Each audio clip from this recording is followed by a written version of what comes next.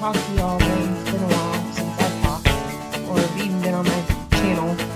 I work crazy mad hours as always, and with everything, I've been sick and everything else, but I'm back. If you hear the snoring in the background, that would be my husband. He works third shift too now, so we have to take our naps when we can take them. So I hope you all having a good Valentine's Day. We had a pretty okay one, but like I said, right now, my hubby needs to rest, and I do too. Being it's Sunday, we gotta go back in. Sunday being our Monday on third shift.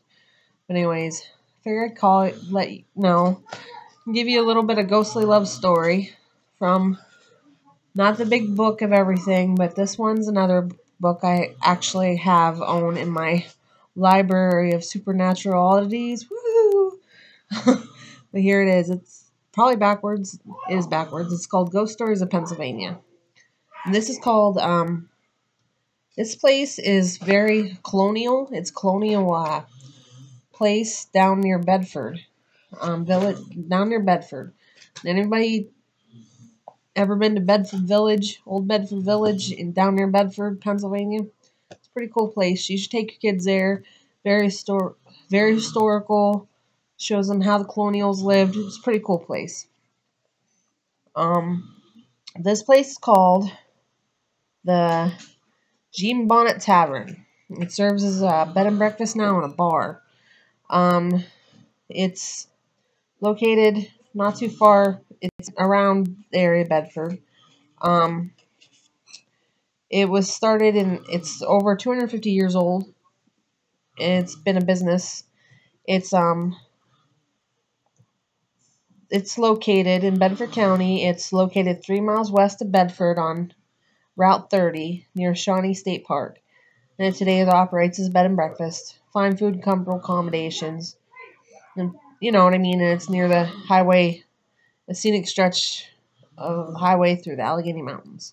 So, this place served during the colonial French and Indian Wars. It's had a mix. I mean, it's a very beautiful place. So I got pictures for you if you can see that. There you go. Okay, it served as a place, for Forbes. General Forbes was there during his campaign of Pennsylvania during the Revolutionary War or French and Indian War, one of the two. He was there, and he was making his route through. One of the ghost stories is he was making his route through, trying to figure out. This place was a place to be. People, just went there because they had to go there.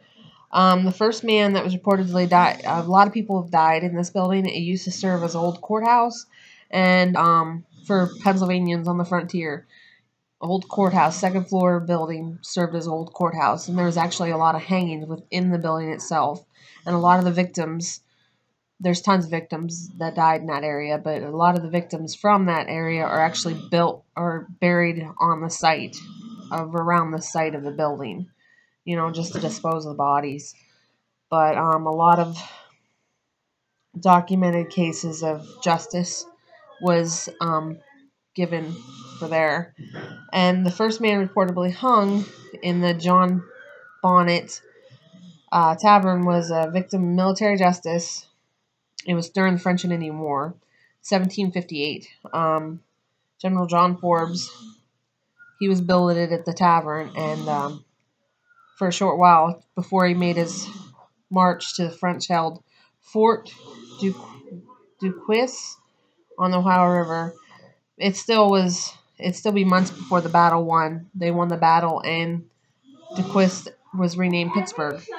So there you go.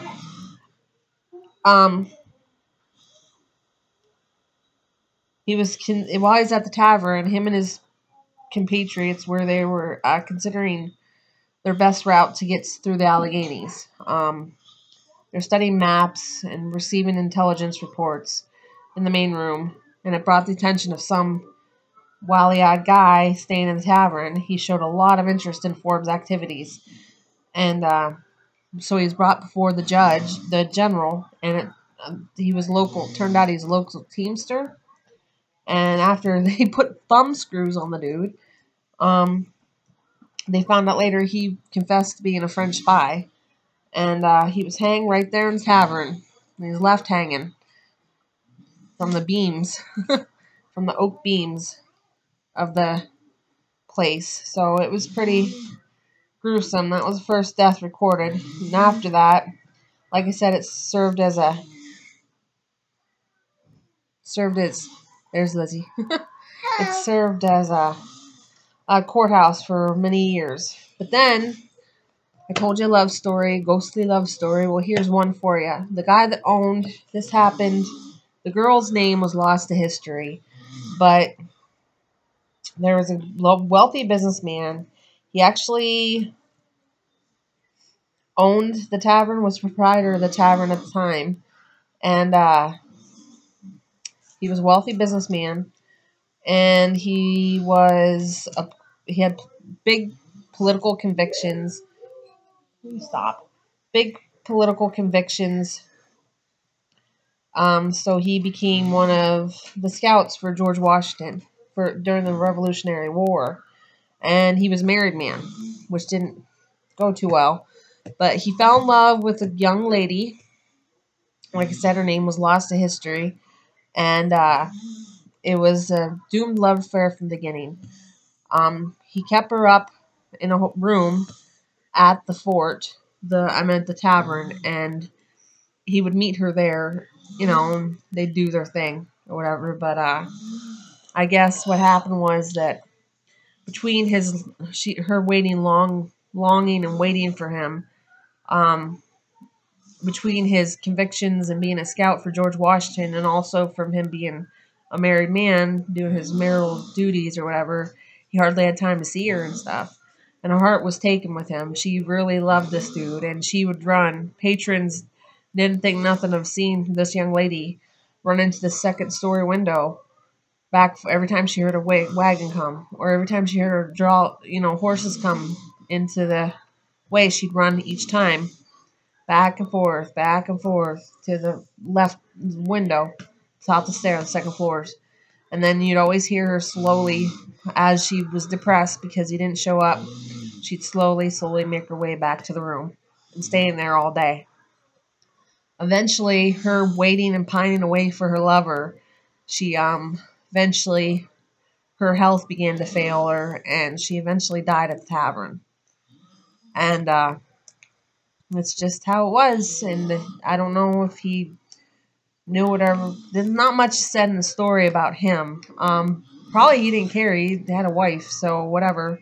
But he probably felt bad, but he had a wife, so why would it matter? But still, to this day, people can hear footsteps run, I guess, up and down the hallway, back and forth between a room and the window, still to this day. And some people can think they hear the rustling of like fabric, like of a young lady's dress. This girl was in her 20s, by the way. She was a young maiden. And yeah, she died. And only in her 20s? Yep, only in her 20s. Or... And sometimes people can think they could smell the faint smell of rose-scented perfume wafting through the air. A lot of times there's been hunters there that have thought the tavern was open at the time, the bar was open at the time. He went down, heard a bunch of racket downstairs in the bar area. So he'd go down and get himself a glass of juice because he figured if they're still open, I'm going to go get myself a glass of orange juice, while his son and his buddy waited upstairs in the room for him. He got down there and he noticed that the barroom door was all locked up and the lights were off. But he could have swore he heard music carrying on and people talking. Also, people complained about all the racket because they said the bar shouldn't be open when they're trying to sleep. But the bar's never open really late. Also, one other thing is, what was I saying about? Oh, there's a young couple staying there at the tavern. They had the door locked, and their baby was quietly sleeping on the bed. He wasn't an old enough baby to walk or move or anything, get up on his own. And they noticed he was with his parents on the journey, and they noticed that he was nice he was wailing, but they weren't surprised because he was tired and cranky and ordering, probably hungry for a bottle. But they were waiting for the bottle to cool, and it was laying on it was on the banister, and they were waiting for the bottle to cool, while the parents were walking on the balcony just relaxing after their long journey. Why my dog's flipping out? I don't know why.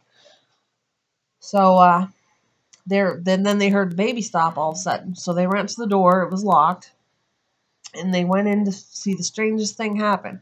Here their baby was laying on the bed, propped up, with a bottle in his mouth, sucking hungrily at the bottle, like somebody fed him a bottle. So they asked the chambermaid that was up there if the chambermaid stopped in and gave the baby the bottle, and she said, no, I had no idea. I've been downstairs all this time. So how did the baby get the bottle? Must have been a ghost. He crawled. Baby couldn't crawl. It was on the banister. Oh. Railing. Yeah, it was on the railing cooling. So, yeah. So this place is pretty haunted from what I hear. So don't remember, it's around Route 30 west, I think, of Bedford. So if you want to go down and check out Pennsylvania history, it's been open for like almost 250 years. So there you go. That's your... Is he here? What do you mean if he's here? No. If the ghost thing is here. I don't know, baby girl. But anyway, that's the story. That's the one of the sad many love stories of Pennsylvania. The unknown girl, in love with her handsome, rich boyfriend. So I hope you all had a good Valentine's Day. We did pretty good. I made out like a demon. I got a lot of nice gifts from my hubby. I still have to order his though, because last minute girl that operates here, and Lizzie just had a birthday. She's probably going to show you the gift she bought herself. Where am I? Yeah. All right. Well, blessings and take care. Peace. And My name is Gummy. don't forget to love one another and enjoy this nice, cold February, especially in Pennsylvania. Okay. I'm 9. Blessings. Peace. Bye-bye. Bye.